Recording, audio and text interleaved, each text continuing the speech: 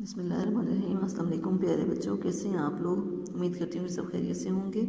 آج کا ہمارا 5واں لیکچر ہے۔ اس لیکچر میں آپ لوگ اپنا سبق نمبر 2 پڑھیں گے اذان سے متعلق۔ آپ لوگ اپنی فہرست نکالیں کتاب کی۔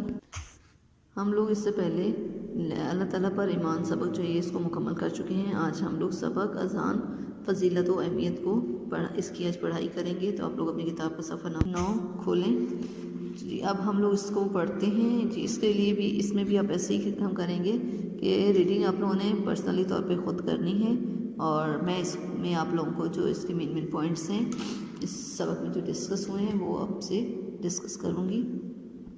سبق ہے ہمارا اذان فضیلت و اہمیت جی۔ سبق کا نام سن کے یقیناً آپ لوگوں کو اس کے بارے میں اندازہ ہوگا کہ اس میں اذان کیا ہے، کچھ پتہ آپ لوگوں کو یقیناً روزانہ سنتے ہیں اور اس کے بعد کیا کہتے ہیں، نماز بھی پڑھتے ہیں جی۔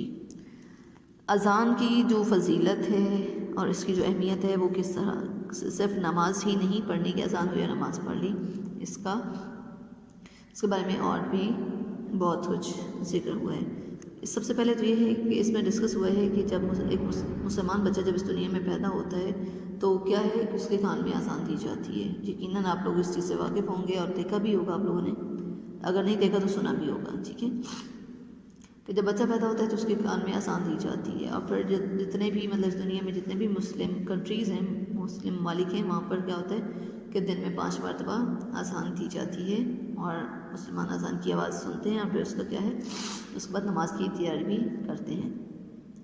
اصل میں اذان ہے کیا، ٹھیک ہے، ہم نے یہ چیز دیکھی اذان کیا ہے کہ اذان جسٹ یہ نہیں کہ مطلب اسپیشل، اس کی اذان ایک اعلان کا نام ہے، وہ جو ہے کہ نماز کی طرف بلاتا ہے کہ نماز کا وقت ہو گیا ہے اور نماز کی تیاری وغیرہ کر لیں، اور اس میں کیا ہے کہ اللہ تعالیٰ کی وحدانیت اور اس کی بڑائی کی یاد دلاتا ہے۔ یعنی اللہ اکبر جب بولا جاتا ہے اللہ سب سے بڑا ہے، یعنی ایک تو نماز کی طرف بلاوا ہے اور دوسرا کیا ہے اللہ تعالیٰ کی کبریائی کو اور اس کی بڑائی کو یاد کیا جاتا ہے۔ اور پھر یہ کہ اللہ تعالیٰ کے ایک ہونے کی گواہی دی جاتی ہے، اس کے رسول کی رسالت کی گواہی دی جاتی ہے اس کے رسول کی، تو یعنی نماز کی دعوت ہے قسم کا جو اذان ہے۔ اس کے بعد ہے کہ اذان کی ابتدا کیسی ہوئی، بھی اس میں یہ بتایا گیا۔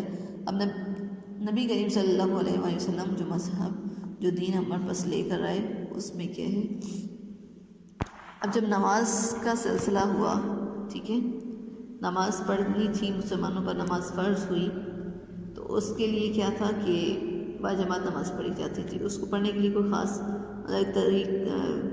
نماز کے لیے بلانے کا کوئی خاص طریقہ نہیں تھا، ٹھیک ہے، بلکہ لوگوں کو معلوم ہو جاتا تھا نماز کا ٹائم ہے تو اس حساب سے اکٹھے ہو جاتے تھے اور نماز پڑھ لیا کرتے تھے۔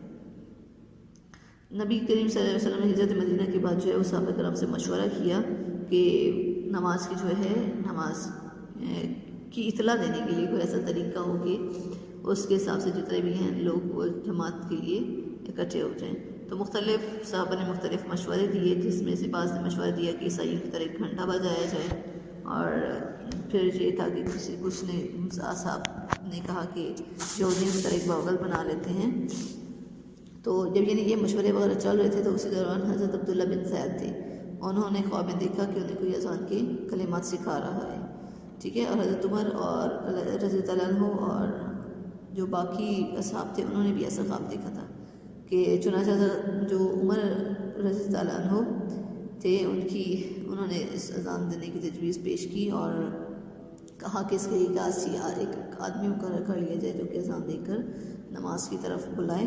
تو پھر جو یہ طریقہ تھا اس کو یعنی اپنایا گیا، اور اس میں حضرت بلال جو تھے، بلال حبشی، ان کو اس کام کے لیے اذان کے لیے ان کو منتخب کیا گیا کہ وہ اذان دیں گے۔ اس میں صفحہ نمبر 10 اس صفحے پر آپ لوگ دیکھیں کہ یہاں پہ اذان کے الفاظ اور ان کا مفہوم، ٹھیک ہے، پیچھے ہم لوگوں نے اذان کی ابتدا پڑھی اور اذان کا کیا ہے، اعلان کا نام ہے، وہ چیزیں ڈسکس کی۔ ابھی ہم اس ہیڈنگ میں دیکھیں گے اذان کے الفاظ اور ان کا مفہوم۔ یہاں پہ اذان کے جتنے بھی الفاظ ہیں وہ جو بیان ہوئے ہیں، اور پھر ساتھ ہی ان کا کہ ان کو پڑھنا کتنی دفعہ ہے اور اس کا ساتھ ترجمہ بتایا گیا ہے۔ یعنی اللہ اکبر 4 مرتبہ آپ نے پڑھنا ہے، اور اس کے بعد اشہد اللہ الہ الا اللہ، یعنی اس میں اللہ تعالیٰ کی وحدانیت کی گواہی ہے، یہ 2 دفعہ پڑھنا ہے۔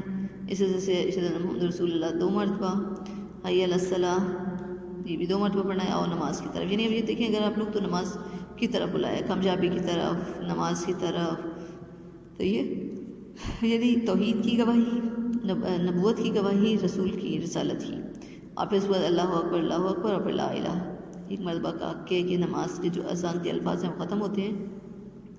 پھر اس کے بعد جو فجر کی اذان ہوتی ہے اس میں کیا گیا ہے کہ 2 مرتبہ جو ہے وہ حی علی الصلاۃ، الصلاۃ خیر من النوم، یہ کہا جاتا ہے۔ تو یہ الفاظ ایڈیشنل ہوتے ہیں صبح کی نماز میں، اذان میں۔ پھر اس کے بعد ہے اہمیت اور فضیلت کیا ہے اذان کی، ٹھیک ہے۔ اب اذان کی اہمیت اور فضیلت کے حوالے سے ہے کہ جو ہر مسلمان کے لیے، یعنی کے لیے یہ جو اذان ہے وہ بلاوا ہے، وہ کوئی بھی شخص ہے بغیر کسی رکاوٹ کے کیا ہوتا ہے کہ نماز کے لیے وہ لبیک کہتا ہے، یعنی کہ اور خوش نصیب کہا گیا ان لوگوں کو جو کہ اللہ تعالیٰ کی اس آواز پر لبیک کہتے ہیں، اور نماز کو جنت کی کنجی بھی کہا گیا ہے اسے، ٹھیک ہے، کہ جو نماز پڑھے گا وہ کیا ہے، سمجھیں کہ جنت کی کنجی اس کے پاس ہے۔ اور بار بار اذان سننے سے کیا ہوتا ہے کہ معاشرے میں جو ہے نظم و ضبط بھی پیدا ہوتا ہے، اور یعنی کہ ہر کام جو ہے وہ ٹائم پر کرنے کی بھی ہمیں اذان جو ہے وہ ایک اہمیت سے واقف کر رہی ہوتی ہے۔ اس کے بعد ہے کہ نبی کریم صلی اللہ علیہ وسلم نے اذان اور اذان دینے والے کی بھی بہت زیادہ فضیلت بیان کی ہے، کہ صرف اذان نہیں، جس نے اذان دینی ہے اس کی بھی بہت زیادہ اہمیت ہے۔ جو اذان دیتا ہے اس کو مؤذن کہتے ہیں، یقیناً آپ لوگوں کو اچھی طرح سے اس چیز سے واقف ہیں آپ لوگ۔ پھر یہ کہ مؤذن جب اذان دینا تو اذان جب ہو رہی ہوتی ہے تو بالکل خاموشی ہونی چاہیے، ٹھیک ہے، اس کے دوران میں بولا نہ جائے۔ اور پھر اس جو مؤذن ہے اس کے لیے بھی کچھ کوالٹیز ہیں کہ یہ کوالٹیز اس کے اندر ہونی چاہیے۔ سب سے پہلے یہ ہے کہ وہ اس کا جو کریکٹر ہے وہ بہترین ہو، پھر وہ خوش لہان، اس کی آواز اچھی ہونی چاہیے، اس کی آواز بلند ہو، پلس یہ ہے کہ اس کو نماز کے اوقات سے بھی واقف ہو، ٹھیک ہے۔ اب یہ نہیں ہے کہ نماز کے اوقات پر کبھی نہیں پتہ یہ اذان دینا شروع کر دیں، تو ایسا نہیں ہے، اس کا لباس صاف ستھرا ہو اور وہ باوضو بھی ہو۔ آگے پھر نماز کی جو اذان کی جو ہے اس کا طریقہ بھی ہوتا ہے کہ اذان دینی کس طرح سے ہے، ٹھیک ہے۔ شہادت کی انگلیاں کانوں میں ڈالے اور اونچی آواز میں اذان کے الفاظ ادا کرے، یہ سارا یہاں پہ اذان کا طریقہ دیا گیا۔ پھر ہے کہ جب اذان کی آواز آئے تو پھر کیا ہے کہ دنیاوی باتوں کو روک دینا چاہیے، کہ جو الفاظ مؤذن نے کہے ہیں اس کو دہرائے جائیں، صحیح ہے۔ جب مؤذن حی علی الصلاۃ اور حی علی الفلاح کہے تو اس کے جواب میں ولا حول ولا قوت الا باللہ العلی العظیم کے الفاظ کہنے چاہیے، ٹھیک ہے۔ تو پھر ہے اذان کے بعد کی دعا ہے، جب اذان مکمل ہو جاتی ہے تو پھر اس کے بعد یہ دعا دی بھی ہے کہ یہ پڑھنی چاہیے، اور یقیناً کہ آپ لوگ بھی اس چیز سے واقف بھی ہوں گی اور انشاءاللہ کہ پڑھتے بھی ہوں گے، اس سا عمل کرتے ہوں گے۔ اور پھر یہاں پہ اذان سے متعلق نبی کریم صلی اللہ علیہ وسلم کے ارشادات ہیں، احادیث ہیں نبی کریم صلی اللہ علیہ وسلم کی اذان کے حوالے سے۔ اذان کی آواز سن کر شیطان حیبت زدہ ہو کر بعد حواسی کے عالم میں بھاگتا جاتا ہے، ٹھیک ہے، کہ جب اذان کی آواز آتی ہے شیطان کے طرف بھاگ جاتا ہے۔